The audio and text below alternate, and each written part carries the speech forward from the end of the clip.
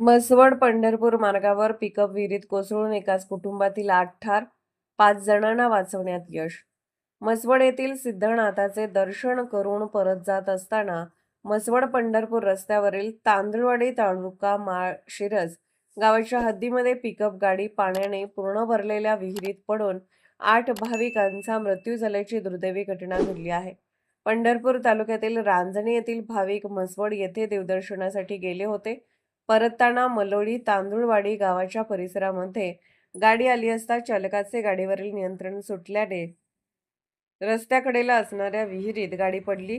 अपघाताचा आवाज ऐकताच आसपास असणाऱ्या इरफान मुजावर, स्वप्नील कदम, किरण दुधाट, तुकाराम कर्णवर आदी नागरिकांनी विहिरीत उडी घेऊन बचाव कार्य सुरू केले.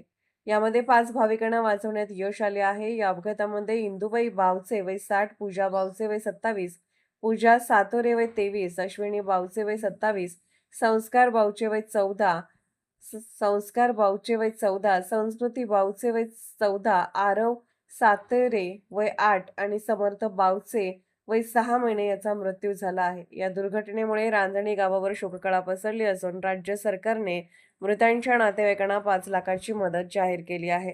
महाराष्ट्र वेद न्यूज ब्युरो रिपोर्ट, माळशिरस.